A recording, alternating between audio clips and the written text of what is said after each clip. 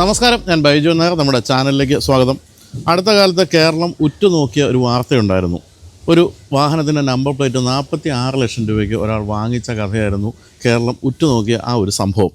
അപ്പോൾ എല്ലാവരും അന്വേഷിച്ചു, ആരാണ് ഈ ഒരു 46 ലക്ഷം രൂപയ്ക്ക് നമ്പർ വാങ്ങിച്ച ആ ഒരു ഭീകരൻ എന്ന്. ഞാനും അന്വേഷിച്ചു.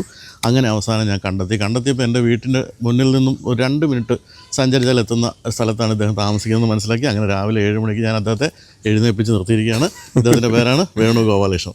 നമസ്കാരം വേണു. Good morning. അപ്പോൾ വേണു വാഹനത്തിൻ്റെ കാര്യം നമ്മൾ പറഞ്ഞല്ലോ, 46 ലക്ഷം രൂപയ്ക്ക് നമ്പർ പ്ലേറ്റ് വാങ്ങിച്ചു എന്നുള്ളതൊന്നും അല്ല. നമ്മൾ വേണുവിനെ പറ്റി അന്വേഷിച്ച് വരുമ്പോൾ അതെല്ലാം ടിപ്പ് ഓഫ് ദി ഐസ്ബർഗ് ആണെന്നാണ് നമ്മൾ മനസ്സിലാക്കുന്നത്. കാരണം ലോകത്തിലെ തന്നെ ഏറ്റവും അധികം വലിയ ഒരു IT കമ്പനിയായിട്ട് വളർന്നുകൊണ്ടിരിക്കുന്ന ലിറ്റ്മസ് 7 എന്ന IT കമ്പനിയുടെ ഫൗണ്ടറും ചെയർമാനും ഒക്കെയാണ്. ഏതാണ്ട് 420 കോടി ടേൺ ഓവറൊക്കെ ആയിക്കഴിഞ്ഞു. 900-ലധികം പേര് വർക്ക് ചെയ്യുന്ന കമ്പനിയാണ്. തന്നെയല്ല, നമ്മളെല്ലാവരും കേട്ടു തുടങ്ങിയിരിക്കുന്ന AI എന്ന് പറയുന്ന അത്ഭുതത്തിനെ ഇന്ത്യനൈസ് ചെയ്ത് അതിൻ്റെ അദ്വൈതം എന്നുള്ളൊരു ഫോമിലേക്ക് കൊണ്ടുവരാൻ പോകുന്ന ഒരാൾ കൂടിയാണ്. അതൊരു വലിയൊരു മാറ്റമായിരിക്കും ആ ഒരു മേഖലയിൽ കൊണ്ടുവരാൻ പോകുന്നതെന്നാണ് ഞാൻ മനസ്സിലാക്കുന്നത്. അതിൽ അത്ര ഒത്തിരി കാര്യങ്ങൾ ചോദിച്ച് മനസ്സിലാക്കാനുണ്ട്. എങ്കിലും നമുക്ക് ഏറ്റവും താല്പര്യമുള്ള 2 കാര്യങ്ങൾ ഇവിടെ കിടക്കുന്നുണ്ട്. ഒന്ന് ഉറൂസിൻ്റെ, ലംബോർഗിനി ഉറൂസിൻ്റെ പെർഫോമൻറ്റ് എന്ന് പറയുന്ന ഒരു എഡിഷനും, ഈ കാണുന്നത് മറ്റൊരു ലംബോർഗിനി സെറാറ്റോ എന്ന, ഇത് ലോകത്തിലാകെ വളരെ കുറച്ചേ ഉള്ളൂ അല്ലേ?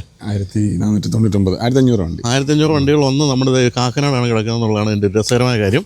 അപ്പോൾ ലംബോർഗിനി ഫാനാണ് വേണു എന്നാണ് നമ്മൾ മനസ്സിലാക്കുന്നത്. ആണോ? അങ്ങനെയാണോ? അങ്ങനെ പറഞ്ഞു കഴിഞ്ഞാൽ ചില സിനിമാടന്മാരോട് ചോദിക്കുമല്ലോ, അല്ലെ നടിമാർ ചോദിക്കുമല്ലോ, മോഹൻലാലിനെ ഇഷ്ടം മമ്മൂട്ടിയാണ് ഇഷ്ടം എന്ന് പറയുന്ന ഒരു ഡയലമ എനിക്കുണ്ട്. എൻ്റെ ആദ്യത്തെ വണ്ടി ഇത് രണ്ടും അല്ല. സ്പോർട്സ് കാർ എന്ന് പറയുമ്പോൾ പോഷ് അപ്പുറത്ത് കിടക്കുക, അവിടെ കിടക്കുന്നല്ലേ. അതെനിക്ക് ഭയങ്കര സ്നേഹമുള്ള വണ്ടിയാണ് 911 എൻ്റെ ബോയ്സ്. അത് എനിക്ക് ഭയങ്കര ഇഷ്ടം. പക്ഷെ അതിനുശേഷം പിന്നെ ഇതിലോട്ട് പോയത്. സോ എൻ്റെ തുടക്കം എന്ന് പറഞ്ഞു കഴിഞ്ഞാൽ മോർ ദാൻ ലംബോർഗിനി, ഫെറാറി, പോർഷയ്ക്ക് പകരം എൻജിൻ കളക്ട് ചെയ്യാന്നുള്ളതായിരുന്നു എൻ്റെ ഒരു തോട്ട് പ്രോസസ്. എൻജിൻ കളക്ട് ചെയ്യുക എന്ന് വെച്ച് കഴിഞ്ഞാൽ ഇതൊരു V10 എൻജിൻ, അതൊരു V8 എൻജിൻ. അങ്ങനെ എഞ്ചിനായിട്ട് തന്നെ കളക്ട് ചെയ്യണം. അത് കുറെ കഴിയുമ്പോൾ അങ്ങനെ ആവുമായിരിക്കും. പക്ഷെ അത് അങ്ങനെയായിരുന്നു ഇതിന്റെ തുടക്കം. അപ്പം അല്ല, അത്രയധികം മെക്കാനിക്കലി കാര്യങ്ങൾ അറിയാമോ? V10 V12 എന്തൊക്കെയാണ് അങ്ങനെയുള്ള കൃത്യമായിട്ട്? ഇപ്പം നമ്മളൊരു മനുഷ്യനെ ഒരാളെ സുഹൃത്തായിട്ട് മാറ്റുമ്പോൾ അയാളുടെ മൊത്തം അറിഞ്ഞിട്ടല്ലോ, അയാളുടെ കോർ അറിഞ്ഞിട്ടാണ്. അത്രയൊക്കെ അറിഞ്ഞാൽ മതി, എനിക്ക് അതിൽ കൂടുതൽ വേണ്ട. പക്ഷേ ഡ്രൈവിംഗ് പണ്ട് മുതലേ ഇഷ്ടമായിട്ടുള്ളതുകൊണ്ട് പിന്നെ വണ്ടിയെ കുറിച്ച് കുറച്ചൊക്കെ ഒരു അറിവ്. എന്ന് വെച്ച് കഴിഞ്ഞാൽ ബൈജുവിൻ്റെ അത്രയൊന്നും അറിവ് എനിക്ക് എന്തായാലും ഇല്ല. ഒരു പെരിഫറൽ ഐഡിയ ഉണ്ട്. പക്ഷേ ഐ ഡോണ്ട് ലൈക്ക് ഈ ഹൈബ്രിഡ്. എനിക്ക് ഇഷ്ടമല്ല ഹൈബ്രിഡ്. ഇഷ്ടമല്ലെന്ന് വെച്ചിട്ട് ഹൈബ്രിഡ് എന്നോട് ദേഷ്യം എന്നുള്ളതല്ല. ഹൈബ്രിഡ് എപ്പോഴും ഇവോൾവ് ചെയ്യും. ബാറ്ററി എന്ന് പറയുന്ന ഒരു ഇൻട്രീം ടെക്നോളജി ആയിട്ട് മാത്രമേ ഞാൻ കാണുന്നുള്ളൂ. അത് സസ്റ്റൈനബിൾ ആണോ എന്ന് ചോദിച്ചു കഴിഞ്ഞാൽ അറിയാൻ പാടില്ല. EV-യുടെ കാര്യത്തിൽ അങ്ങനെ തന്നെയാണോ ചിന്തിക്കുന്നത്? EV എനിക്ക് ഇഷ്ടമില്ലാത്തൊരു വിഭാഗം. ഇതൊക്കെ ശബ്ദം കേട്ട് കഴിഞ്ഞിട്ടല്ലേ ഇപ്പൊ EV ഇഷ്ടമല്ല? അല്ല, പണ്ടേ ഇല്ല. പണ്ടേ EV ഇല്ല. ഇവിടെ EV കാറുകളില്ല. അപ്പം ഈ ഒരു നോംസ് ചേഞ്ച് ഒക്കെ വരുമ്പം എല്ലാ വണ്ടികളും ഫോഴ്സ്ഡ് ആവുമല്ലോ. അപ്പോൾ ആ എഞ്ചിൻ നിന്ന് പോകും. അപ്പോൾ നിന്ന് പോകുന്നതിന് മുമ്പ് ആ എഞ്ചിൻ കളക്ട് ചെയ്യുന്ന 3 വർഷം മുമ്പ് ബുക്ക് ചെയ്ത വണ്ടികളെല്ലാം കൂടി ഇപ്പോൾ വന്ന് കയറിയെന്നുള്ളൂ. ഒരുമിച്ച് വന്നു എന്നുള്ളത്. അത് ശരി. ഇതൊക്കെ 3 വർഷം മുമ്പ് ബുക്ക് ചെയ്തോ? ഇത് 1 വർഷം മുമ്പ്. അത് അതിനേക്കാളും മേളില് ഇനി 1-2 വരാനുള്ളതൊക്കെ വരണം. 4 വർഷം മുമ്പ് ബുക്ക് ചെയ്ത സാധനം ഇപ്പം വരാൻ പോകുന്നത്. എൻ്റെ കഴിഞ്ഞ ദിവസം വിളിച്ചപ്പോൾ പറഞ്ഞു ഒരു സാധനം വരുന്നുണ്ട് ഒരാഴ്ച കഴിഞ്ഞിട്ടെന്ന്. അതേതാ സാധനം? ആക്ച്വലി ഒന്നല്ല, രണ്ട് സാധനം വരുന്നുണ്ട്. അതെന്തായിരിക്കും? ഒരെണ്ണം വരുന്ന ഒരു ജീവാഗണായിരുന്നു. AMG.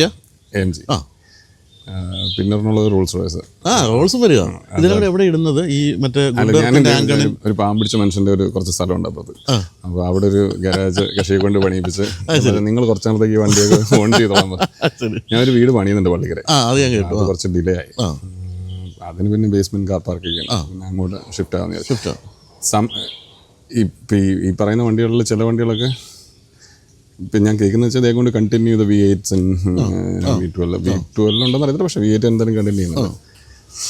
അപ്പോൾ ഈ ജീവാഗൺ എനിക്ക് തോന്നിയത് ജീവാഗണൊക്കെ ആയിരുന്നു ആദ്യം വരേണ്ടിയിരുന്നത്. അതെന്തോ ലേറ്റായി. ജീവാഗൺ ഇന്ത്യയിലേക്ക് അവർ കൊടുക്കുന്നില്ലായിരുന്നു. ഞാനൊരു 3.5 വർഷം 4 വർഷത്തോളമായി. എന്നിട്ട് പിന്നെ ഞാൻ ക്യാൻസൽ ചെയ്തു. 3.5 വർഷം ബുക്ക് ചെയ്തിട്ട് അത് കഴിഞ്ഞിട്ട് ഈ അടുത്തിടയ്ക്ക് ഇന്ത്യക്ക് വേണ്ടിയിട്ട് ബുക്കിംഗ് ഓപ്പൺ ആക്കി. ശരി. നമുക്ക് വേണ്ട സ്പെക്ക് എന്തായിരുന്നു സ്പെക്ക്? AMGയുടെ തന്നെ 63യുടെ തന്നെ കുറച്ച് എക്സ്ട്രാ ലോഡ് ചെയ്തിട്ടുള്ളൊരു സാധനമായിരുന്നു. പിന്നെ അത് കഴിഞ്ഞിട്ട് ഒരു കണക്കിന് നല്ലതായി.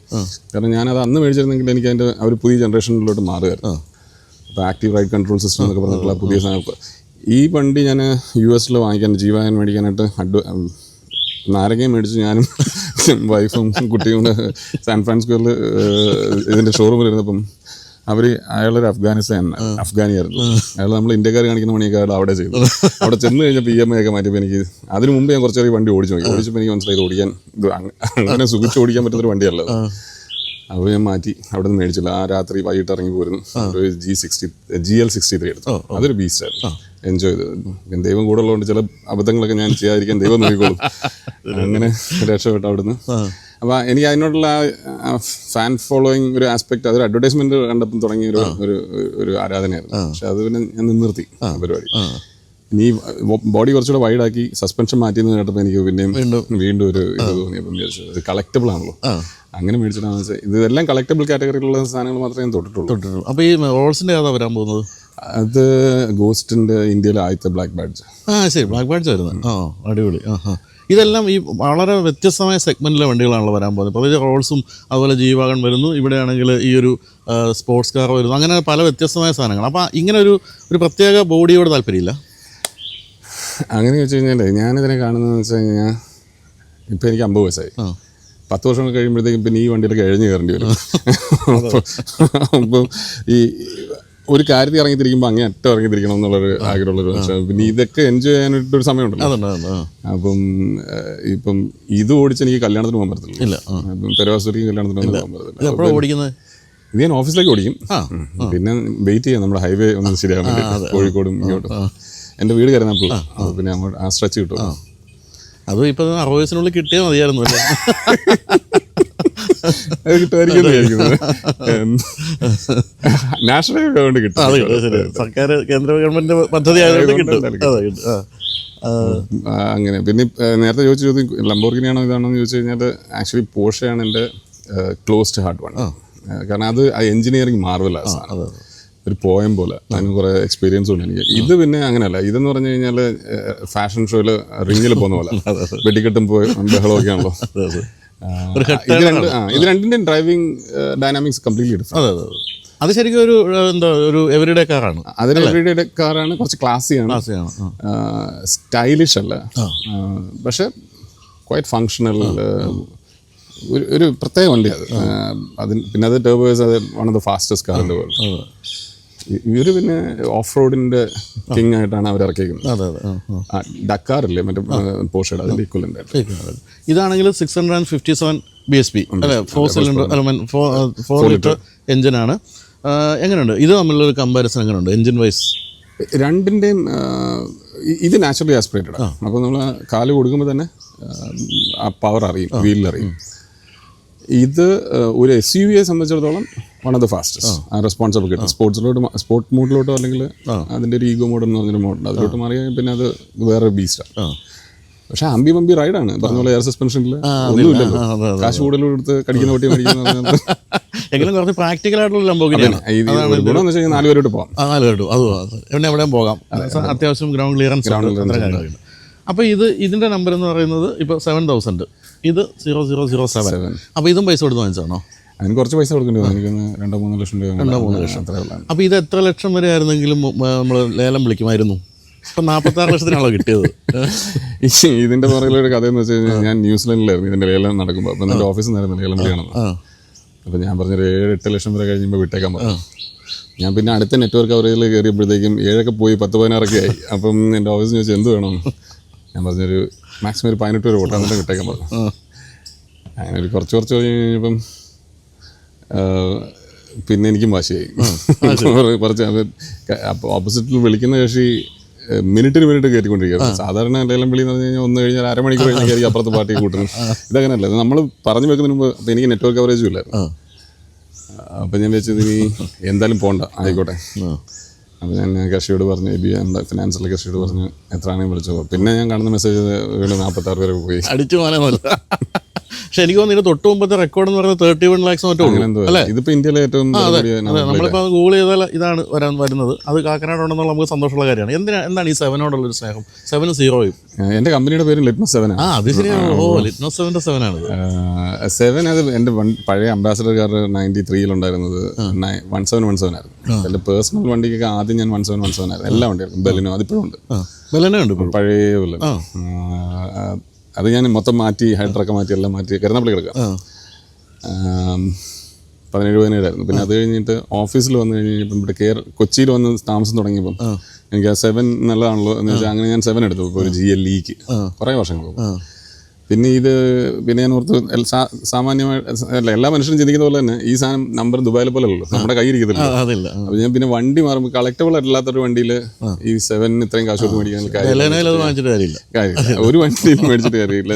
ബെൻസ് എല്ലാം നമ്മൾ വിൽക്കും കുറച്ച് കഴിയുമ്പോൾ. ഇത് പിന്നെ ഞാൻ കളക്റ്റബിൾ ആണെന്നുള്ളതും ആ ഒരു പ്രത്യേക സാഹചര്യത്തിലും മൊമെന്റിലും വന്നപ്പോൾ അങ്ങനെ ആയിപ്പോയതാണ്. അല്ല പ്രത്യേകിച്ച് അതിന് അതിൽ കൂടുതൽ വലിയ സിഗ്നിഫിക്കൻസ് ഒന്നും എനിക്കില്ല. പക്ഷെ എനിക്ക് തോന്നുന്നു ഇനിയിപ്പോൾ അടുത്ത റോൾസ് റോയ്സും അതുപോലെ മറ്റേ വാഹനമൊക്കെ വന്നു കഴിയുമ്പോഴത്തേക്ക് അതിന് ഞാൻ എന്തായാലും അടുത്ത 7 പിടിക്കും. അപ്പോൾ അല്ല വിളിക്കാൻ മറ്റേ ലേലക്കാരൻ ഒരുങ്ങിയിരുന്നു. അതെ, ആരും വിളിക്കാതിരിക്കുക ദൈവത്തോർത്ത്. അപ്പോൾ ഇതിവിടെ അവസാനിക്കുന്നില്ല, കഥ തുടരുകയാണല്ലേ. പക്ഷേ ഇത്തരം വണ്ടികളൊക്കെ ഇപ്പം ഇതൊക്കെ സർവീസിന് ബാംഗ്ലൂരിൽ നിന്നൊക്കെ ആൾക്കാർ വരണ്ടേ? ഇല്ല. ഇപ്പം അവിടുത്തെ അവരൊരു ഫാമിലി പോലെ എനിക്ക് തോന്നുന്നു. ഇപ്പം മോട്ടറായിട്ടിൽ BMW മോട്ടറായിട്ടിൽ പോയി കഴിഞ്ഞാലുള്ള ആ ഒരു ഫീൽ ഉണ്ട്, ഒരു ഹോംലി ഫീൽ ഉണ്ട് ഈ ബൈക്കേഴ്സിൻ്റെ. അതേപോലെ എനിക്ക് തോന്നിയിട്ടില്ല. വളരെ കോപ്പറേറ്റീവ്. അവർ എനിക്ക് എന്തെങ്കിലും പ്രശ്നങ്ങൾ തോന്നി കഴിഞ്ഞാൽ അപ്പം തന്നെ ഇവിടെ വരും. 2 പ്രാവശ്യം ഇവിടെ വന്നിട്ടുണ്ട്. ജസ്റ്റ് ഞാൻ കാണിച്ച ചില പ്രശ്നങ്ങൾ കാരണം ഒരു പ്രാവശ്യം പെട്രോൾ പമ്പിൽ പോയിട്ട് വണ്ടി ഓണായിരുന്നു, വണ്ടി ഫില്ല് ചെയ്തു, തിരിച്ച് വന്നപ്പോൾ എഞ്ചിൻ വാണി കാണിച്ചു. അപ്പോൾ ഞാൻ വെച്ചാൽ എന്ത് പറ്റിയെന്നു. അപ്പോൾ അവർ പറഞ്ഞു വരട്ടെ, അവരുടെ ടെക്നീഷ്യൻ വന്നു. അപ്പോൾ തന്നെ അടുത്ത ദിവസം തന്നെ വന്നവർ വന്ന് ചെക്ക് ചെയ്തപ്പം ഈ നോസിലിൽ അതിലൂടെ ഒരു വോൾട്ടേജ് കയറി വരുമല്ലോ, ആ വോൾട്ടേജ് നമ്മുടെ വണ്ടികൾ. അപ്പോൾ അതുകൊണ്ടാണ് അവർ വണ്ടി ഓഫ് ചെയ്തിട്ട് പെട്രോൾ അടിക്കാൻ പറയുന്നത്. അങ്ങനെ അപ്പോൾ ഇത് കുറച്ച് സെൻസിറ്റീവ് അങ്ങനത്തെ ഉള്ള കാര്യങ്ങൾ. പിന്നെ എന്ന് വെച്ചിട്ട് ഹൈ സ്പീഡ് പെട്രോൾ ഒന്നും അടിക്കേണ്ട കാര്യമില്ല. ഇതിന് നാച്ചുറലി ആസ്പിറേറ്റഡ് ആയതുകൊണ്ട് പഴയ കാലത്ത് സാധാരണ പെട്രോൾ അടിച്ചാൽ അങ്ങനെയുള്ള കാര്യം എന്തെങ്കിലും ഉണ്ടെങ്കിൽ അവർ അപ്പം തന്നെ വരും. പിന്നെ ഈ അടുത്തിടയ്ക്ക് വേറെ എന്തോ ഒരു സോഫ്റ്റ്വെയർ അപ്ഡേറ്റ് വരുന്നുണ്ട്. ഇപ്പം ഞങ്ങളിവിടെ വന്ന് ശരിയാക്കി തരാമെന്ന് പറഞ്ഞിട്ടുണ്ട്. സപ്പോർട്ട് ഭയങ്കര. ഇതിപ്പോൾ ഓണ്ടോട് എത്ര രൂപയായി? ഇത് ആക്ച്വലി മൊത്തം എല്ലാം കൂടെ ചേർത്ത് ടാക്സും ഒക്കെ കൂടി ചേർത്ത് 660. അപ്പോൾ ഈ 660 കൊടുത്ത് ഈ വണ്ടി വാങ്ങിക്കുന്നു, അത് വാങ്ങിക്കുന്നു, ഇനി 2 എണ്ണം വാങ്ങിക്കുന്നു. അപ്പോൾ എന്താണ് ഭാര്യയുടെ അഭിപ്രായം? ഇതിനൊക്കെ കൂട്ട് നിൽക്കുന്നുണ്ടോ? ഞാൻ ഭാര്യയോട് വന്നപ്പോഴേ ചോദിച്ചു, അവിടെ തന്നെ വർക്ക് ചെയ്യുന്ന ഭാര്യ ശമ്പളമൊക്കെ തരുന്നുണ്ടോ എന്ന് ആദ്യം ചോദിച്ചു.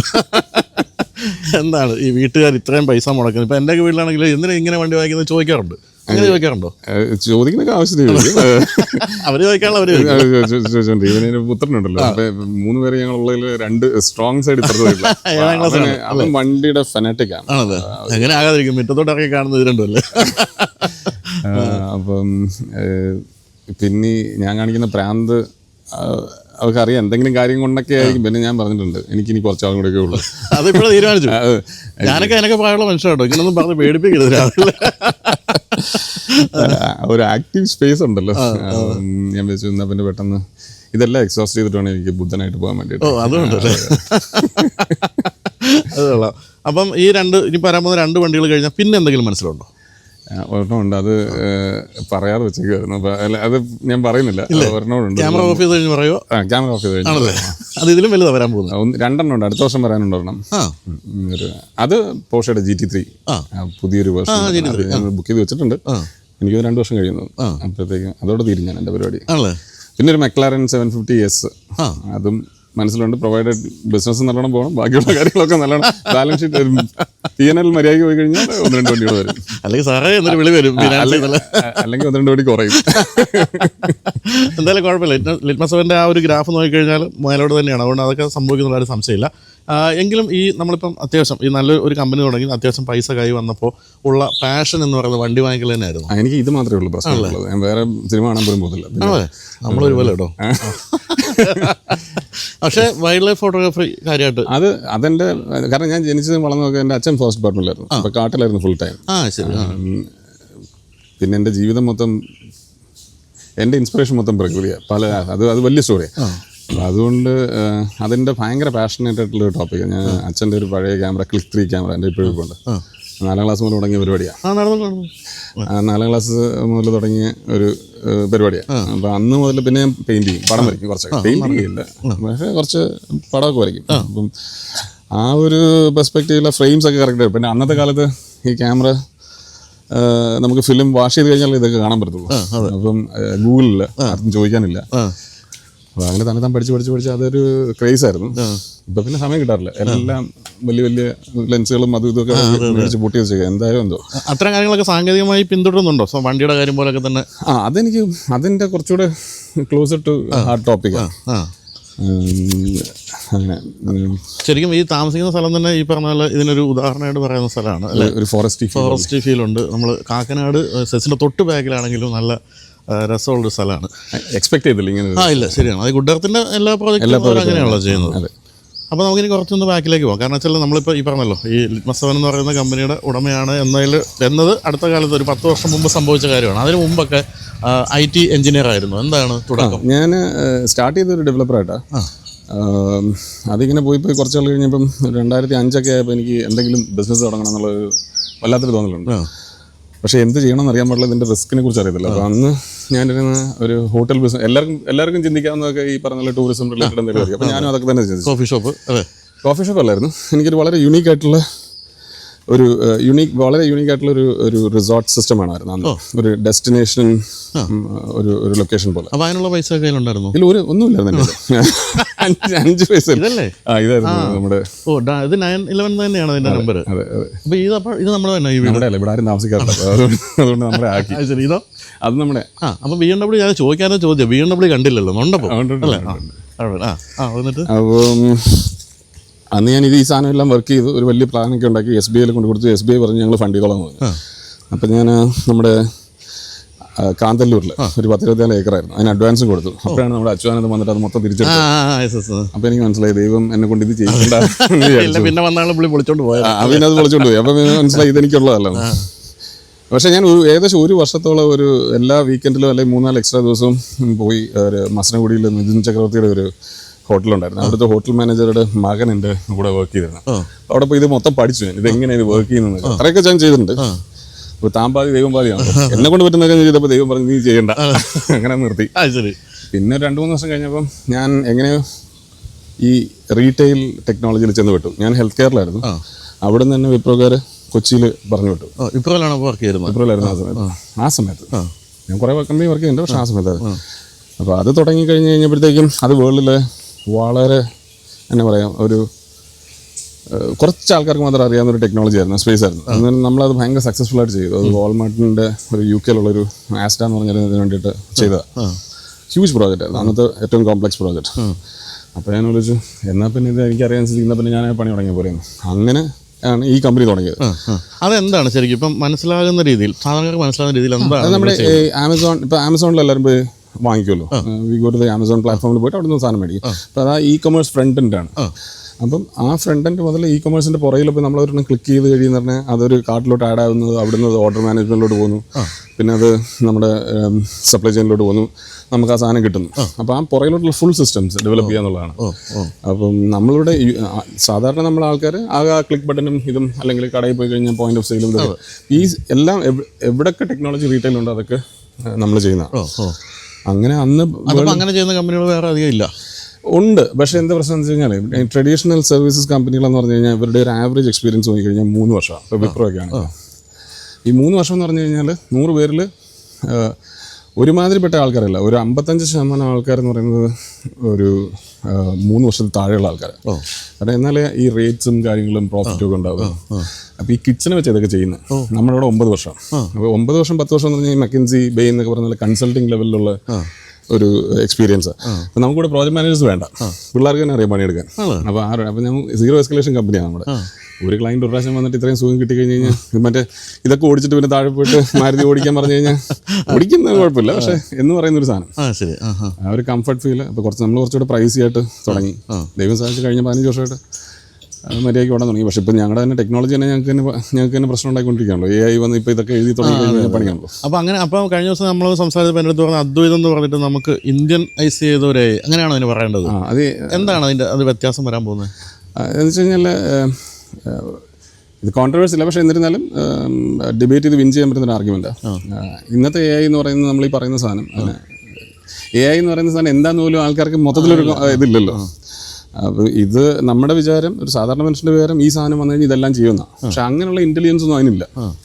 അതിന് കുറേ സാധനങ്ങൾ നോക്കിയിട്ട് ഇതിങ്ങനെ കണ്ടു കഴിഞ്ഞാൽ ഇത് ചെടിയാണ്, അത് ഇതാണെന്നൊക്കെ പറയാനറിയാം. കാരണം അതങ്ങനെ ട്രെയിൻ ചെയ്തേക്കുന്നുണ്ട്. അപ്പം മനുഷ്യനോട് പറഞ്ഞു കഴിഞ്ഞാൽ ഇതിനെ ബെറ്റർ എക്സ്പ്ലെയിൻ ചെയ്യാൻ വേണ്ടിയിട്ട് ഞാനൊരു പാറയുടെ കഷ്ണവും ഒരു പലകയും കുറച്ച് പരന്നിരിക്കുന്ന പല ഓബ്ജക്റ്റ് എടുത്തിട്ട് ഞാൻ ബൈജുവിനോട് പറയാം, ബൈജു ഇതെല്ലാം നിങ്ങൾക്ക് ഇരിക്കാൻ പറ്റുന്നൊരു കാറ്റഗറിയാന്ന് പറഞ്ഞു കഴിഞ്ഞാൽ ബൈജു പറയും ഓക്കെയാണ്. അത് അതേസമയം AI ചോദിച്ചു കഴിഞ്ഞാൽ AI പറയും ചെയർ മാത്രം കാണിച്ചിട്ട് പറയും അത് ചെയറാന്ന് പറയും. അതെന്തുകൊണ്ടാണെന്ന് വെച്ച് കഴിഞ്ഞാൽ ഇന്നത്തെ AI ഈ ഔട്ട്പുട്ട് എങ്ങനെ ഇരിക്കണം എന്നുള്ളത് കാണിച്ചിട്ടാണ് ട്രെയിൻ ചെയ്യുന്നത്. അതിന് വേണ്ടിയാണ് ട്രെയിൻ ചെയ്യുന്നത്. നമ്മുടെ ഹ്യൂമൻ ബ്രെയിൻ ഇത് ചെയ്യുന്നതെന്ന് വെച്ച് കഴിഞ്ഞാൽ ആ ഫംഗ്ഷന് വേണ്ടിയിട്ടാണ്. ഇരുന്ന് കഴിഞ്ഞ് കഴിഞ്ഞാൽ നമുക്ക് നമ്മുടെ ബമ്മിന് കുഴപ്പമൊന്നും ഉണ്ടാകത്തില്ല എന്ന് മനസ്സിലാക്കുന്ന അതിനുള്ള ബുദ്ധിയുണ്ട്. ആ പ്രോസസ്സും മെത്തഡോളജിയാണ്. അപ്പോൾ ഇത് രണ്ട് സ്കൂൾ ഓഫ് തോട്ടാണ്. അപ്പോൾ നമ്മൾ ചെയ്യുന്ന ഇപ്പുറത്തെ സാധനം. അപ്പോൾ നമ്മൾ പറയുന്നത് ഇങ്ങനെ ഒരു ഒബ്ജക്റ്റ് കാണിച്ചിട്ട് ഇത് പാറയാണെന്ന് പറയുന്നതിന് പകരം ആ ഫംഗ്ഷനെ ആണ് ട്രെയിൻ ചെയ്യുന്നത്. അപ്പം അതെന്ന് പറഞ്ഞാൽ ഹ്യൂമൻ ലൈക്ക് തിങ്കിങ് ആണ്. മറ്റേത് ഹ്യൂമൻ ലൈക്ക് തിങ്കിങ് അല്ല. അതെന്താ ചെയ്യുന്നത്, എന്താ പറയുന്നത് എന്നുള്ളത് നമുക്ക് ഓഡിറ്റ് ചെയ്യാനൊന്നും പറ്റില്ല. ഇവിടെ നമ്മുടെ അതിനകത്ത് അക്കൗണ്ടബിളാണ്. അപ്പം ഇത് അതിന് പൊതുജനങ്ങൾക്ക് ടെക്നോളജി കൊടുക്കുക എന്ന് പറയുന്നൊരു people first and business second എന്ന് പറയുന്നൊരു അപ്രോച്ചിലാണ് നമ്മളതിനെ ലോഞ്ച് ചെയ്യുന്നത്. അപ്പോൾ ഗുണമെന്ന് വെച്ചാൽ ബൈജുവിൻ്റെ സ്വന്തം ബ്രെയിൻ വെച്ചിട്ട് ബൈജുവിന് ആ ബ്രെയിനോട് പറയാം പോയി ഇന്ന സാധനങ്ങൾ ഇങ്ങനെ കണ്ടുപിടിക്കുന്നു പറഞ്ഞാൽ ബൈജുവിന് പണിയെടുക്കണ്ട. ആ ബ്രെയിൻ പോയി എൻ്റെ ബ്രെയിനോട്ടോ അല്ലെങ്കിൽ വേറൊരാളുടെ ബ്രെയിനോട്ടോ അത് അങ്ങനെ ഒരു എക്കോസിസ്റ്റം ഒരു നമ്മുടെ ഇൻ്റർനെറ്റ് ഇല്ലേ, ഇൻ്റർനെറ്റിനെ ഇൻ്റലിജൻറ്റ് ഇൻ്റർനെറ്റായി മാറുക. എന്ന് വെച്ചാൽ ബൈജു ഓരോ പ്രാവശ്യം ബ്രൗസർ ഓഫ് ചെയ്തിട്ട് തിരിച്ച് വരുമ്പോൾ രണ്ടാമത് വീണ്ടും തുടങ്ങണ്ടേ. ഇനി മുതൽ അത് വേണ്ട. ആ ബ്രൗസർ അങ്ങനെ ഇരിക്കത്തില്ല, ബ്രൗസർ വേണ്ട. അങ്ങനെയൊക്കെയുള്ള കുറച്ച് കോൺസെപ്റ്റുകളിലോട്ടാണ് വലിയ സംഭവമാണ് വരാൻ പോകുന്നത്. വന്നു കഴിഞ്ഞാൽ അത് വലിയ സംഭവമായിരിക്കും. അപ്പം അപ്പം അങ്ങനെ ഗവൺമെൻറ്റുമായിട്ടൊക്കെയുള്ള കുറച്ച് കോൺവെർസേഷനിൻ്റെ വേണ്ടിയിട്ടും പകുതി കോൺവെർസേഷനിലും അങ്ങനെയൊക്കെ ഇരിക്കുക ആ ഒരു ടോപ്പിക്. ഇപ്പം നമുക്ക് ഓഫീസുകളുള്ളത് US, Canada, Australia, Singapore, middle east. അപ്പോൾ നമ്മളിപ്പോൾ എപ്പോഴും കേൾക്കുന്ന പോലെ ഇന്ത്യൻ കമ്പനികളാണോ ഈ പറഞ്ഞ IT രംഗത്തൊരു വലിയ മേധാവിത്വം ഉള്ളത് ശരിക്കും? അത് ഒരു ആ Y2K സമയം വന്നില്ലേ, ഇയർ 2000 പ്രോബ്ലം വന്നപ്പം ലാസ്റ്റിലത്തെ ഡിജിറ്റ് ഉണ്ടല്ലോ, ഇയർ MMDDYY, അത് അവർക്ക് മനസ്സിലായി 00 കഴിഞ്ഞ പിന്നെ എന്ത് ചെയ്യുന്നു. അപ്പോൾ ഒരു 2 വൈയും കൂടെ വേണമെന്ന് പറഞ്ഞ് തുടങ്ങിയതാണ് നമ്മുടെ IT റെവല്യൂഷൻ. നമ്മുടെ സർവീസസ് സമയത്തായിരുന്നു അന്നൊക്കെ ആൾക്കാർ തുടങ്ങിയത്. പിന്നെ നമ്മൾ എവിടെ ചെന്നാലും പച്ച പിടിക്കും എന്നുള്ള ആൾക്കാരായതുകൊണ്ട് നമ്മൾ എന്തും പഠിക്കും എന്നുള്ള സാധനമായിരുന്നല്ലോ. പിന്നെ അത് അക്കാഡമിക്കലി അത് എഞ്ചിനീയറിംഗ് ശാഖകൾ തുറന്നു ഒത്തിരി ആൾക്കാരെ. അപ്പോൾ സർവീസിന് നമ്മൾ നല്ല, പക്ഷേ ഒരു പ്രോഡക്റ്റ് തിങ്കിങ്ങിനെ വി ഗുഡ് എന്ന് ചോദിച്ചു കഴിഞ്ഞാൽ ദീസ് ഡേയ്സ് വി ആർ. പക്ഷെ നമ്മൾ പഴയ കാലത്തൊക്കെ ഒരു 10 വർഷം മുമ്പ് ഇത്രയും സ്റ്റാർട്ടപ്സോ അല്ലെങ്കിൽ അങ്ങനെയൊന്നും ഇല്ലല്ലോ. ഇപ്പം തിങ്സ് ചേഞ്ച്. ഇന്ത്യൻ എനിവേസ് നമ്മൾ വെളിയിൽ നോക്കി കഴിഞ്ഞാലും Indians are at the top of many of these companies. പക്ഷെ നമുക്ക് അതിനുള്ള ഫണ്ടിങ് കൂടെ കിട്ടുമോ അല്ലെങ്കിൽ സപ്പോർട്ട് അങ്ങനത്തെ സാധനങ്ങളില്ലാത്തതുകൊണ്ടാണ് ആൾക്കാരെല്ലാം അങ്ങോട്ട് പോകുന്നത്. മാർക്കറ്റ് അവിടെയാണല്ലോ. നമ്മളോടുള്ളൊരു മനോഭാവം എങ്ങനെയുണ്ട് ഇന്ത്യൻ കമ്പനികളോട് US ഉള്ള കമ്പനികളുടെയൊക്കെ? ജനറൽ മനോഭാവം ഇവർ തൊഴിലാളികളാണെന്നുള്ളതാണ്. പക്ഷേ ഇറ്റ് ഓൾ ഡിപ്പെൻഡ്സ് ഓൺ നമ്മൾ സംസാരിക്കുന്നതനുസരിച്ചിരിക്കും. ബൈജു വന്നെൻ്റെ അടുത്ത് കൊച്ചി ഭാഷ സംസാരിച്ചാൽ ഞാൻ അപ്പോഴേ പറയും ബൈജു മട്ടാഞ്ചേരിക്കാരനാണ്.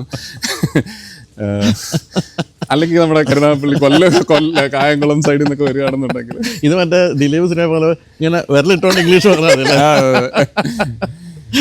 അപ്പോൾ നമ്മൾ ആദ്യം പറഞ്ഞൊരു പാഷൻ ഉണ്ടല്ലോ, 1 വർഷം പിന്നാലെ നടന്ന റിസോർട്ടിൻ്റെ പരിപാടി. ഇപ്പോൾ വേണമെങ്കിൽ ഒരു റിസോർട്ട് തുടങ്ങാവുന്ന അവസ്ഥയല്ലേ? എന്തുകൊണ്ട് ചിന്തിക്കാത്തത്? റിസോർട്ട് എനിക്ക് വേണ്ട, അതിൽ കിട്ടുന്നതിനേക്കാളും കാശ് ഇവിടെ കിട്ടും. നമുക്ക് ആകെയുള്ള സമയമാണല്ലോ. സമയം വിറ്റ് കിട്ടുന്ന സമയത്തിൻ്റെ പുറത്ത് വർക്ക് ചെയ്യുന്ന എന്തും ഒരു നല്ല ഗുഡ് ഇൻവെസ്റ്റ്മെൻ്റ് ആയിട്ട് എനിക്ക് തോന്നി. അപ്പം ഞാനിപ്പോൾ പുതിയതായിട്ട് ഈ സമയം എന്ന് പറഞ്ഞുകൊണ്ട് ഒരു പ്രൈവറ്റ് ജെറ്റ് ഏവിയേഷൻ അതിൻ്റെ ഒരു കോർഡിനേറ്റഡ് സ്പേസ് ഇന്ത്യയിൽ ഇല്ലാന്ന് തോന്നിയിട്ട് അതിലോട്ട് പോയി ഇറങ്ങിയിട്ടുണ്ട്, എടുത്ത് ചാടിയിട്ടുണ്ട്. ഞാൻ ചോദിക്കാൻ ഇരിക്കുകയായിരുന്നു. ഞാൻ കഴിഞ്ഞ ദിവസം ഒരു ഫോട്ടോ കണ്ടു.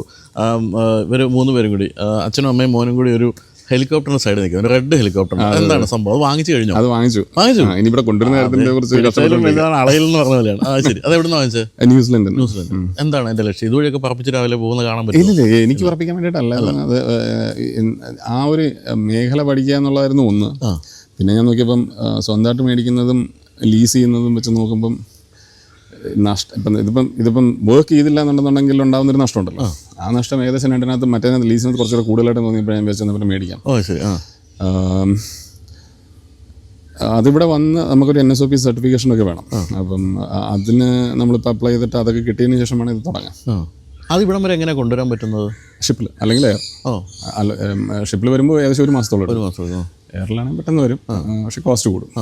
അപ്പോൾ ഇതിനെപ്പറ്റി എങ്ങനെ പഠിച്ചത്? കാരണം നമ്മളിപ്പോൾ ലംബോർഗിനിയൊക്കെ പെട്ടെന്ന് നെറ്റൊക്കെ നോക്കി പഠിക്കാൻ പറ്റും. ഏതെടുക്കണം, V8 ആണോ V12? ഇതെങ്ങനെയാണ് ഇതിനെപ്പറ്റി ബെസ്റ്റ് സാധനം ഏതാണെന്ന് എങ്ങനെ പഠിച്ചത് എങ്ങനെയാണ്? അത് ആക്ച്വലി ഇതെല്ലാ ആൾക്കാരിലും ഉള്ള ചോദ്യമാണല്ലോ. ഞാനപ്പോൾ അതിന് കാണുന്നത് വെച്ചാൽ നമ്മളൊരു കാര്യം പഠിക്കാൻ പോകുമ്പോൾ നമ്മുടെ മുമ്പിൽ ഇങ്ങോട്ടും കൂടെ പ്രത്യക്ഷപ്പെടണം ഈ പറയുന്ന സാധനങ്ങൾ. അങ്ങനെ വരുമ്പോഴേ എനിക്ക് തോന്നുന്നു ഒരു പ്രകൃതിയും അവിടെ ഉണ്ട്. അപ്പോൾ ഇത് ഞാൻ തിരക്കാൻ തുടങ്ങിയ സമയം മുതൽ എനിക്ക് വേണ്ട ആൾക്കാരെയൊക്കെ കാണാൻ തുടങ്ങി. ഞാൻ വേണ്ട കാര്യങ്ങൾ പഠിക്കാൻ തുടങ്ങി. പിന്നെ അങ്ങനത്തെ കുറേ ഭയങ്കര ഇതായിരുന്നു. ഒരു സർപ്രൈസിംഗ്ലി എന്താ പറയുക, ഒരു വല്ലാത്തൊരു അവസ്ഥയായിരുന്നു. എനിക്ക് കറക്റ്റ് ആൾക്കാരെ കണക്ട് ചെയ്ത് വരുന്നുണ്ട്.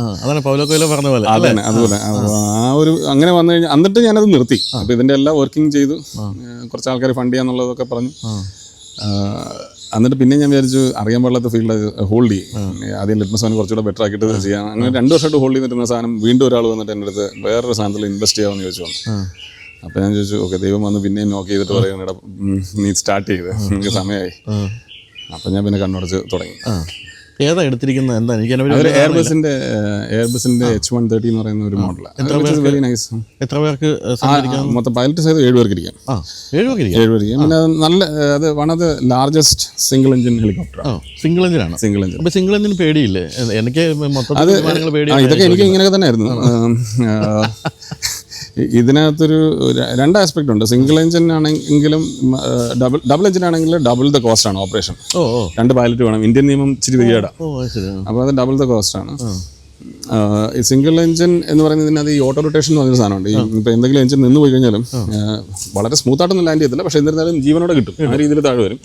പിന്നെ ഇതിൻ്റെയൊക്കെ ഫെയിലിയർ റേറ്റ് എന്ന് പറയുന്നത് നമ്മൾ പറയുന്നത് വളരെ ചെറുതാണ്. ഈവൻ ഫിക്സ്ഡ് വിങ്ങിനേക്കാളും താഴെയാണ്. അപ്പം ഫിക്സ്ഡ് വിങ്ങിന് പറന്ന് പൊങ്ങിയിട്ട് എന്തെങ്കിലും പ്രശ്നം ഉണ്ടെങ്കിൽ അടുത്ത എയർപോർട്ട് വേണം ലാൻഡ് ചെയ്യാൻ. ഇതാകുമ്പോൾ 50 സെന്റ് സ്ഥലം മതി എവിടെയും പോരാ. പിന്നെ കുഴപ്പമില്ലാത്ത വെള്ളത്തിലോ ചതുപ്പിലോ കൊണ്ടിറക്കാമല്ലോ.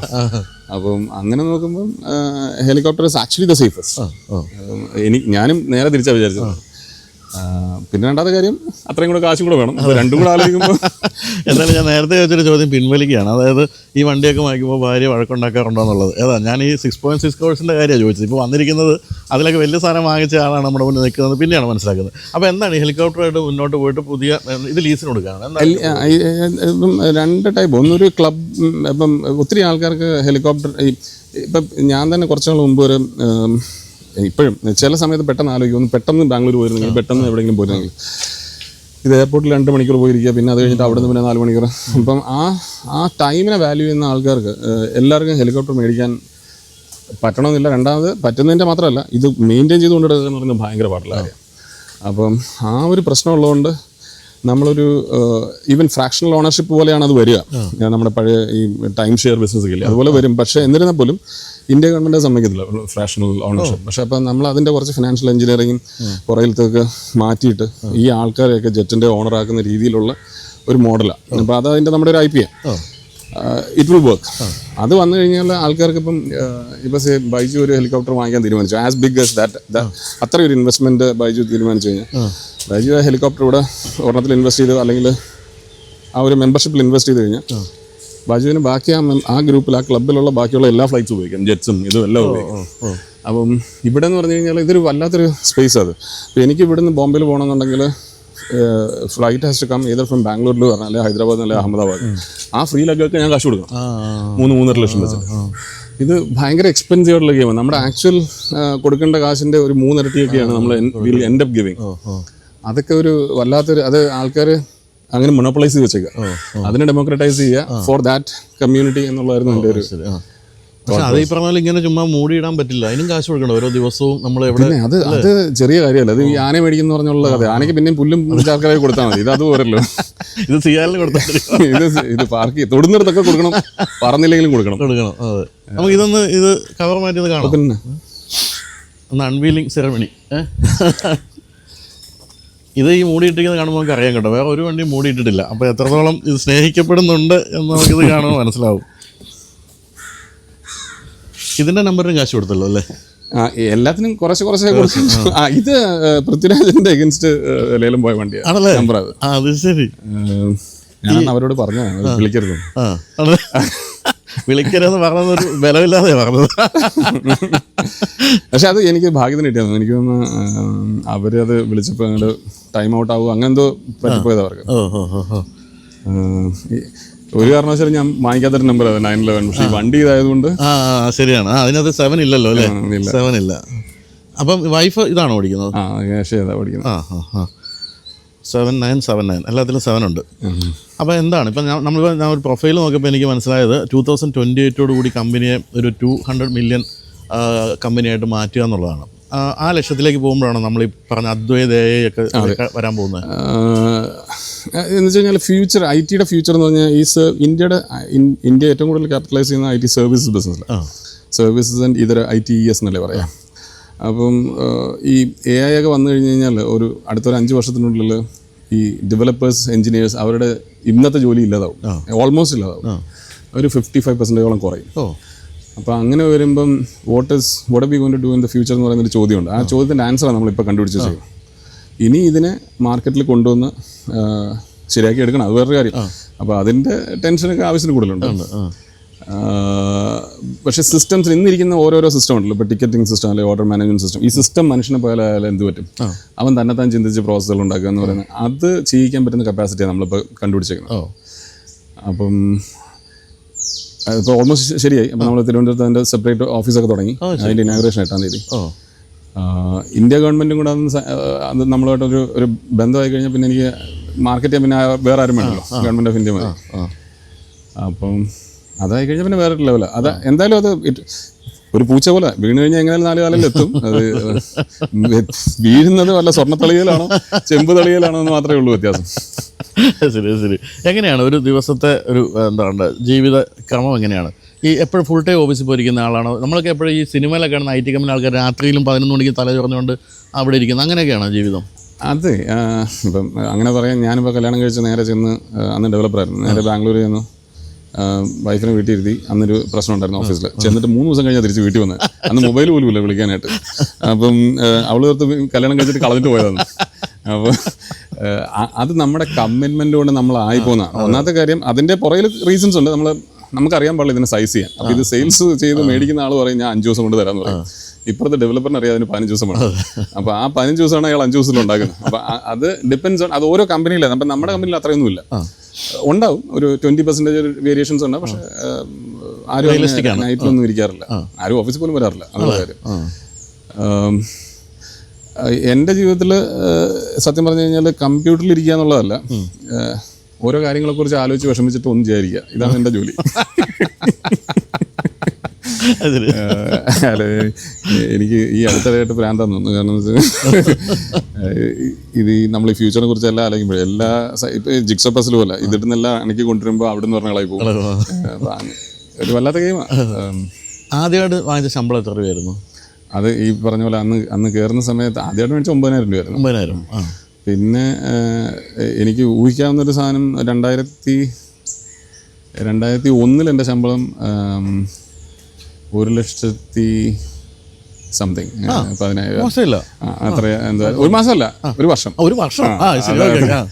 അവിടെ നിന്ന് പിന്നെ വിപ്ലവം കിട്ടി. അന്ന് എനിക്ക് 5 ലക്ഷത്തി, അന്ന് ഞാൻ പോയി അവരോട് എനിക്ക് 6 ലക്ഷം വേണമെന്ന് പറഞ്ഞു. അപ്പോൾ അവർ ഈ ബ്ലൈൻഡ് ഫോൾഡഡ്, 1 ലക്ഷത്തിൽ നിന്ന് 6 ലക്ഷം എന്ന് പറയുമ്പോൾ എത്ര രൂപ? പക്ഷെ അവസാനം എനിക്ക് 5.5 ലക്ഷം രൂപ തന്നു. അങ്ങനെ അവിടെ നിന്നാണ് പിന്നെ ഞാൻ എന്നെ മനസ്സിലാക്കി തുടങ്ങി. അതുവരെ എനിക്ക് കോൺഫിഡൻസ് ഇല്ലാത്തൊരു വ്യക്തിയാണ്. അപ്പോൾ അതുപോലെ നമ്മുടെ സ്ഥാപനത്തിൽ ആൾക്കാരും ചോദിച്ചു തുടങ്ങിയിട്ടില്ലേ? പിന്നെ നമ്മുടെ സ്ഥാപനം വെളിയിലുള്ള ബാക്കിയുള്ള വിപ്ലവം എപ്പോഴും വരുന്നത് ഞാൻ അവിടെ വർക്ക് ചെയ്തുകൊണ്ടാണ്. ബാക്കിയുള്ള കമ്പനികൾ കുറച്ച് മേളിലാണ് ശമ്പളം കൊടുക്കുന്നത്. ഈ നമ്മളൊരു കമ്പനി തുടങ്ങിയിട്ട് പെട്ടെന്ന് അത് വളരുകയും 900 പേരോളം നമ്മളെ ഈ വർക്ക് ചെയ്യുകയും ചെയ്യുമ്പോഴത്തേക്കും ഈ ഒരു സെറ്റപ്പ് ഉണ്ടാക്കിയെടുക്കുന്നത് വലിയൊരു തലവേദനയുള്ള കാര്യമായിരുന്നു. എങ്ങനെയായിരുന്നു അതിനെ പ്രൊഫഷണലായിട്ട് സമീപിച്ചത്? ഇതിനകത്തൊരു പീപ്പിൾ ഫാക്ടർ ഉണ്ട്. അപ്പോൾ ഞാൻ ഈ കമ്പനി തുടങ്ങുമ്പം എൻ്റെ കൂടെ നിന്ന് കുറച്ച് ആൾക്കാരുണ്ട്. അപ്പോൾ അതിനകത്ത് വിപ്രോ എന്നുള്ളൊരു ഷിൽജോ എന്നൊക്കെ പറഞ്ഞിട്ട് കക്ഷിയാണ് നമ്മുടെ എല്ലാ ഓഫീസും ഇനാഗുറേറ്റ് ചെയ്യുന്നത്. അപ്പം അത് ഈവൻ കക്ഷി US ഇരുന്നാലും ഞങ്ങൾ കക്ഷിയെ കൊണ്ട് ഇവിടെ ഇനാഗുറേറ്റ് ചെയ്യും. അതൊക്കെ ഭയങ്കര നല്ല സ്റ്റോറിയാണ്. അപ്പം ഞാൻ ഇറങ്ങി ഒരു 8 മാസത്തോളം എനിക്ക് പണിയൊന്നുമില്ലായിരുന്നു. അത് കഴിഞ്ഞിട്ട് ഒരു ചെറിയൊരു ഓപ്പർച്യൂണിറ്റി കിട്ടി. സെഫോറ എന്ന് പറഞ്ഞ US ഒരു വലിയൊരു കമ്പനി. അന്ന് വലുതല്ല, അന്ന് 250 മില്യനേ ഉള്ളൂ. ഇന്നത് 10 ബില്യണോളമായി. അപ്പോൾ ഞാൻ ഷിൽജോ എൻ്റെ കൂടെ വന്ന എനിക്ക് ഈ പ്രോജക്റ്റ് കിട്ടും. പക്ഷേ ഈ കമ്പനിയുടെ ഭാവി എന്താണെന്ന് എനിക്കറിയാൻ പാടില്ല. നമ്മളെന്തെങ്കിലും ആവും എന്നുള്ളതാണ് നമ്മുടെ ഒരു തോന്നലെന്ന് പറഞ്ഞത്. 5-ാമത്തെ ദിവസം ഷിൽജോ അവിടെ നിന്ന് അബ്സ്കോണ്ട് ചെയ്തു വിപ്രോയിൽ. എന്നിട്ട് എനിക്ക് വേണ്ടി വർക്ക് ചെയ്യാൻ തുടങ്ങി. അപ്പം അങ്ങനെയാണ് ഞങ്ങളുടെ റിലേഷൻഷിപ്പ്. അപ്പോൾ ഇവിടെ ഇരിക്കുന്ന ആൾക്കാരെല്ലാം ഈ കമ്പനിയുടെ ഏകദേശം അത്രയും പ്രായമുള്ള കുറേ ആൾക്കാരാണ്. അവരെന്നൊക്കെ പറയുന്ന 1 in a million kind of ആൾക്കാർ. അവരൊരു ഡ്രസ്സ് ചെന്ന് കഴിഞ്ഞാൽ പിന്നെ ആ വഴിക്കൊന്നും തിരിഞ്ഞു നോക്കണ്ട. കാരണം അങ്ങനെ അവരൊരു മൂലയ്ക്ക് ഇരുന്ന് കഴിഞ്ഞാൽ ആ കോൺഫറൻസ് റൂമിൽ തോന്നിയ ദിവസം വേറൊരാൾ പറയുകയല്ല, അവർക്ക് പേടിയുണ്ടാവും. അപ്പോൾ ആ ഒരു നോളജ് കമ്മ്യൂണിറ്റി ഉണ്ടാക്കാൻ പറ്റി. പിന്നെ ഈ എല്ലാ ആൾക്കാർക്കും വിവരമുള്ള ആൾക്കാരോട് വർക്ക് ചെയ്യാൻ ഇഷ്ടമാണല്ലോ. അപ്പോൾ അതായിരുന്നു നമ്മുടെ ഒരു ബേസ്. അല്ലാതെ നമുക്ക് അന്ന് വലിയ എന്താ പറയുക, ഒരു ഭയങ്കര മാർക്കറ്റിംഗ് അതൊന്നും ഞാൻ ഇതുവരെ ചെയ്തിട്ടില്ല. ആർക്കും കൊച്ചി പോലും ആൾക്കാർക്ക്. ഞാനത് സത്യം പറഞ്ഞാൽ ഈ നമ്പർ വാങ്ങിച്ചു കഴിഞ്ഞപ്പോഴാണ് ലിറ്റ്മസ് വന്ന് ഞാൻ കേട്ടത് എന്ന് പറയാൻ പറ്റില്ല. കാരണം വെച്ചാൽ നമ്മൾ ആ ഇൻഫോപാർക്ക് ഹൈവേ കൂടെ അവിടെ ഒരു വരുമ്പോഴത്തേക്കും അത് ഈ അടുത്തേക്ക് തുടങ്ങി. അത് കണ്ടപ്പോൾ ഞാൻ നല്ല പേരാണല്ലോ ഞാൻ ലിറ്റ്മസ് 7 നല്ല പേരാണെന്ന് ആലോചിച്ചു. പിന്നെ ഈ നമ്പറിനെ പറ്റി കേട്ടപ്പോൾ ലിറ്റ്മസ് 7 ഉടമയാണ് എന്ന് കണ്ടപ്പോഴാണ് ഞാൻ വിചാരിക്കുന്നത് അത് അത്ര വലിയ കമ്പനിയായിരുന്നു, നമ്മളൊന്നും അറിഞ്ഞിട്ടില്ലല്ലോ എന്ന്. ഈ പേരെങ്ങനെ ഗംഭീര പേരാണ് ലിറ്റ്മസ് 7. അതൊരു ഫണ്ണി കഥ. അതിന് വലിയ കഥകളൊന്നുമില്ല. ഞാൻ അലക്സസ് ഷിൽജോ ഇങ്ങനെ ഈ പറയുന്ന ഒരു 4-5 പേര്, കുറച്ച് പേര് എൻ്റെ ഫ്രണ്ട്സ് എല്ലാം അന്ന് വിപ്ലവമില്ല, പക്ഷേ ഞങ്ങൾ എല്ലാ ദിവസം വൈകിട്ട് വെള്ളം അടിക്കാൻ കൂടും. അത് അന്ന് ഞങ്ങളുടെ ഒരു ഓഫീസ് ഉണ്ടായിരുന്നു മാവേലിപുരത്ത്, ഇപ്പോഴും ഉണ്ട്, ഒരു കിച്ചൺ സ്പേസാണ്. അപ്പോൾ അവിടെ നിന്ന് ഇങ്ങനെ വെള്ളം അടിച്ചുകൊണ്ടിരുന്നപ്പം നമുക്ക് ആ സമയത്ത് ഇങ്ങനെ കുറേ ആലോചിക്കുമായിരുന്നു എന്ത് പേരിടണം. അങ്ങനെ കമ്പനിയുടെ ആദ്യത്തെ പേര് ടെക് മഹേന്ദ്ര എന്നായിരുന്നു, ടെക് മന്ത്ര എന്നായിരുന്നു. നമ്മൾ മറ്റേ നികിതയാണ് കാണുന്നത്, നികിത വൈഫാണ്, ഇതേ മോൻ, 2 പേരുണ്ടല്ലോ. അത് ഒന്ന് സിസ്റ്ററുടെ മോൻ. സിസ്റ്റർ മോൻ. രാവിലെ ബാഡ്മിൻ്റൺ ആണോ? എവിടെയാ ഷട്ടിൽ കളിക്കാൻ പോവാം. എവിടെയാ? United sports. ശരി, ഓക്കെ. അപ്പോൾ ഈ പറഞ്ഞ വണ്ടികളുടെ എല്ലാം അടുത്ത അവകാശി 10 വർഷം കഴിഞ്ഞാൽ ഏൽപ്പിക്കുമെന്ന് പറഞ്ഞിരിക്കുന്നത് കേട്ടോ. വണ്ടിയെല്ലാം മോനെ ഏൽപ്പിക്കുമെന്ന് പറഞ്ഞിരിക്കുന്നത്. 10 വർഷമാണ്. ഓക്കെ.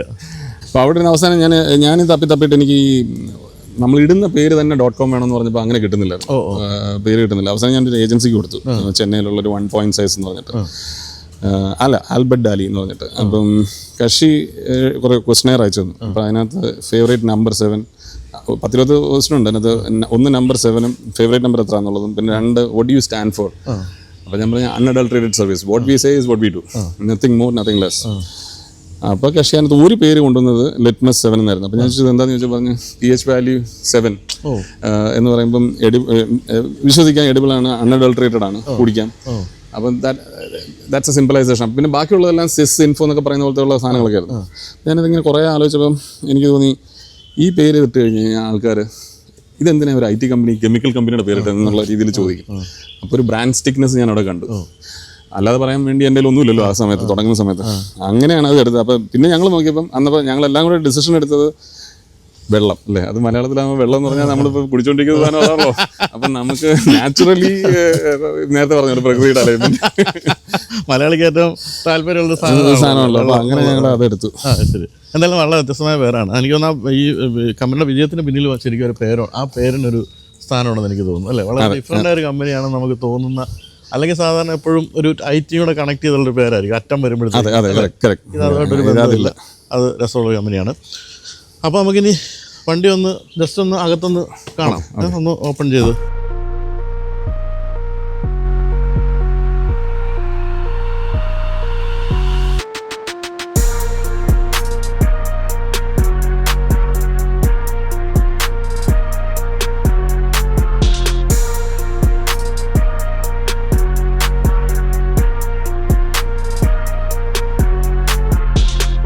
അപ്പോൾ ഇതാണ് ലംബോർഗിനി ഉറൂസ് പെർഫോമൻറ്റയുടെ ഉൾഭാഗം അല്ലേ. ഈ പെർഫോമൻറ്റയും സാധാരണ ഉറൂസുമായിട്ടുള്ള വലിയ വ്യത്യാസം എന്താണ്? ഒന്നത് കുറച്ച് ലോവർ ചെയ്തിട്ടുണ്ട് സ്പോർട്ട് പേർപ്പസിന് വേണ്ടിയിട്ട്. ഇത് റാലി കാർ പോലെ, അപ്പം നമുക്ക് എന്തും ചെയ്യാം ഇത് വെച്ചിട്ട്. അപ്പോൾ ഇതിൻ്റെ സസ്പെൻഷൻ ഹാർഡൻ ചെയ്തിട്ടുണ്ട്, എയർ സസ്പെൻഷൻ അല്ല, ലോവർ ചെയ്തിട്ടുണ്ട് വണ്ടി. അതുകൊണ്ട് സ്റ്റിയറിംഗ് കൺട്രോൾ വ്യത്യാസമുണ്ട്. പിന്നെ ടയറിൻ്റെ പ്രൊഫൈൽ വ്യത്യാസമാണ്, സ്പോർട്സ് ടയറാണ്. അങ്ങനെയുള്ള കുറച്ച് കാര്യങ്ങൾ. പിന്നെ കുറച്ച് വൈഡ് ബോഡി ആക്കി, സ്വല്പം സാധാരണ ഉറൂസിനേക്കാളും ഇച്ചിരി വൈഡും ഇച്ചിരി ലോങ്ങറുമാണ്. അപ്പോൾ അതൊന്നും വില വ്യത്യാസം എന്തുണ്ട്? ഇതിന് കൂടുതലാണ്. പക്ഷേ ഇപ്പം പുതിയ ഇതെന്ന് പറയുന്നത് തൊട്ട് മുമ്പത്തെ വേർഷനാണ്. അപ്പോൾ അതിൻ്റെ ലിമിറ്റഡ് എഡിഷനാണ്. പുതിയ വരുന്നത് മൈൽഡ് ഹൈബ്രിഡാണ്. മൈൽഡാണോ പ്ലഗിനാണോ എന്ന് എനിക്കറിയത്തില്ല, പക്ഷേ എന്തായാലും ഹൈബ്രിഡ്. അപ്പം എനിക്ക് ആ ഹൈബ്രിഡിലോട്ട് താല്പര്യമില്ലാത്തതുകൊണ്ട് ഇത് പിന്നെ ഒരു സ്പോർട്ട് നേച്ചർ ഉള്ളതുകൊണ്ട് ഞാൻ ഓടിക്കുമ്പോൾ കുറച്ച് സ്പീഡിലൊക്കെ ഓടിക്കും. പക്ഷേ എന്ന് വെച്ചിട്ട് ആൾക്കാർക്ക് ശല്യം ഉണ്ടാക്കുന്ന ഓടിയിട്ടല്ല.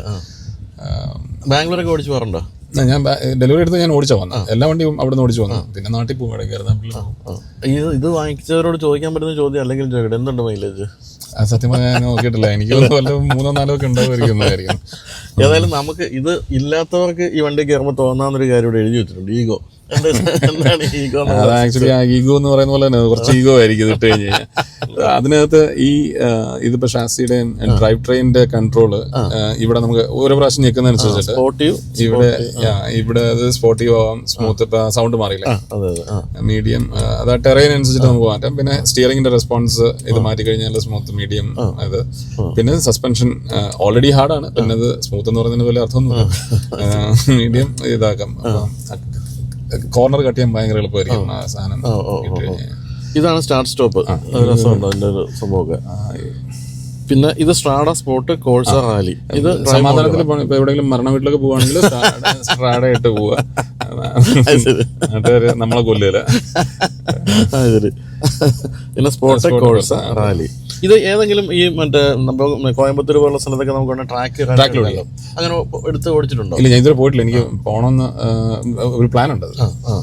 തന്നെയല്ല, എനിക്ക് തോന്നുന്നു ഇപ്പം ലംബോർഗിനിയൊക്കെ വാങ്ങിച്ചവരെ അവരും ഈ F1 ട്രാക്കിലൊക്കെ ഡൽഹിയിലൊക്കെ വിളിച്ച് ഓടിപ്പിക്കാറുണ്ട് പൊതുവെ. അങ്ങനത്തെ ഡ്രൈവുകൾ ഞാൻ മലേഷ്യയിൽ മറ്റേ ഇവരുടെ ട്രാക്കിൽ, മലേഷ്യയിലും അബുദാബിയിലും രണ്ടിടത്തും പോയി ഈ വണ്ടിയല്ല ഇനി എടുക്കുന്ന 1-2 വണ്ടി ട്രാക്ക് ഓടിച്ച് നോക്കിയിട്ടുണ്ട്. അതൊരു വേറെ എക്സ്പീരിയൻസ്. അപ്പൊ ഇങ്ങനെയൊക്കെ ആണെങ്കിൽ ഇനിയിപ്പോ വരാൻ പോകുന്നത് ആകാശത്തിലൂടെ പോകുന്നൊരു സാധനമാണല്ലോ, അത് പറപ്പിക്കാനുള്ള സാധ്യത? ഞാൻ ആക്ച്വലി ഇത് പഠിക്കാനായിട്ട് US-ൽ, ഞാൻ കുറേ നാൾ US-ലായിരുന്നു. അപ്പം എന്ന് വെച്ചാൽ US-ലെ കുറച്ചും ഒരു 3 മാസം അവിടെ 2 മാസം ഇവിടെ അങ്ങനെയുള്ള ഷട്ടിൽ അടിക്കുന്ന ഒരു പരിപാടി ഉണ്ടായിരുന്നു, 2-3 വർഷം കോവിഡിന് തൊട്ട് മുമ്പ്. അപ്പോൾ അന്ന് ഞാൻ അവിടെ, എൻ്റെ ഓഫീസ് നേരെ ഒരു ഫ്ലൈയിങ് ക്ലബിന്റെ ഓപ്പോസിറ്റ്. അപ്പോൾ അവിടെ എൻറോൾ ചെയ്തിട്ട് ഇങ്ങോട്ട് വന്ന് ഇവിടെ കോവിഡ് ലൈൻ അടച്ചിട്ടു.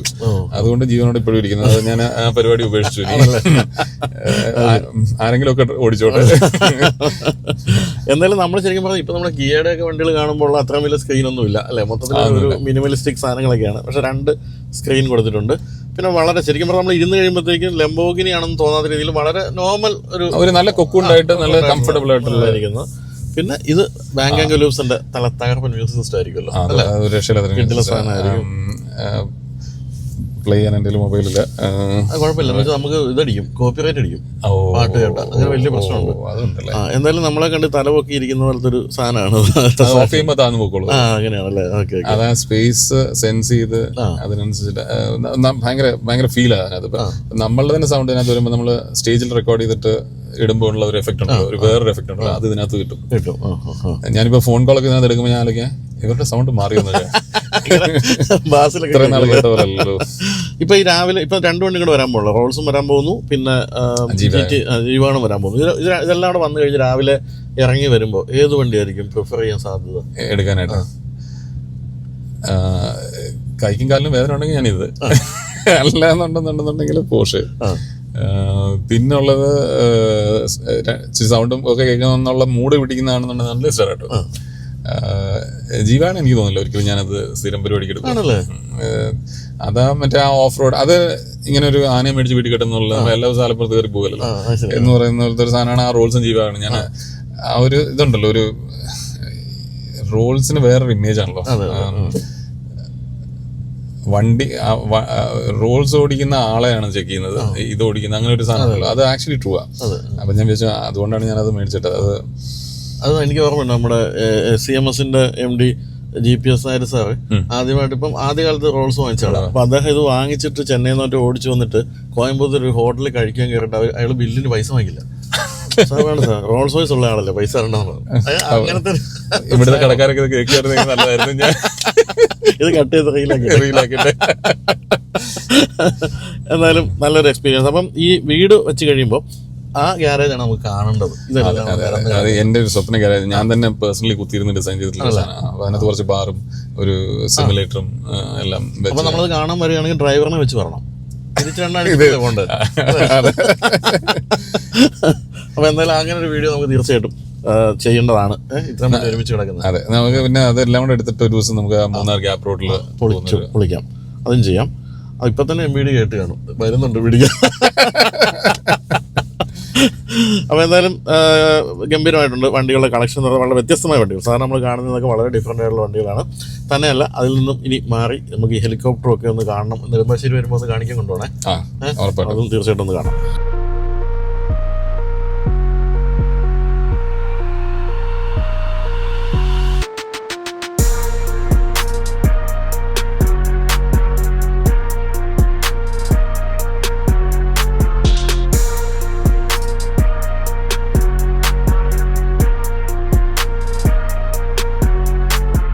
അപ്പോൾ വേണുവിനെ പറ്റിയും വേണുവിൻ്റെ കമ്പനിയെ പറ്റി ഞാൻ തുടക്കത്തിൽ പറഞ്ഞ കാര്യമുണ്ട്. ഞാൻ മനസ്സിലാക്കി വന്നപ്പോഴാണ് ടിപ്പ് ഓഫ് ദ ഐസ്ബർഗ് ആണത് എന്ന് മനസ്സിലാക്കിയത്. അതുപോലെ തന്നെയാണ് വേണുവിൻ്റെ വാഹനങ്ങളുടെ കാര്യമെന്നാണ് ഇപ്പോൾ മനസ്സിലാകുന്നത്. കാരണം ഈ കാണുന്ന ഒന്നുമല്ല, ഇനി വരാൻ പോകുന്നതാണ് ഇതിലും ഗംഭീര സാധനങ്ങൾ. അതിനുശേഷം നമ്മൾ ഹെലികോപ്റ്ററും കാണാൻ പോകുന്നു. അപ്പോൾ എന്തായാലും നമുക്ക് കുറച്ച് പൈസയൊക്കെ ഉണ്ടായി നമ്മളൊരു പാഷൻ നിറവേറ്റുക എന്നുള്ളതാണ് ഏറ്റവും പ്രധാനപ്പെട്ട കാര്യം, അല്ലേ? അല്ലാതെ പൈസ അങ്ങനെ കൂട്ടി വെച്ചിട്ടൊന്നും വലിയ കാര്യമൊന്നുമില്ല. അതുകൊണ്ട് തന്നെ കൂടുതൽ വാഹനങ്ങൾ കൊച്ചിക്കാരെ കാണിക്കാൻ വേണ്ടി വേണു കൂടുതൽ വാഹനങ്ങൾ വാങ്ങിക്കട്ടെ.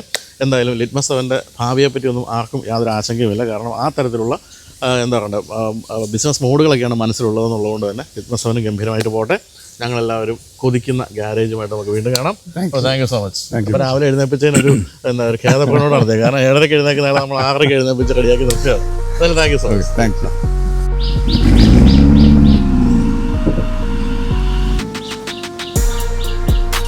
അപ്പോൾ വേണു പോകുമ്പോൾ നമുക്ക് ലംബോർഗിനി സെറാറ്റോയുടെ കീയും തന്നിട്ട് പോയി.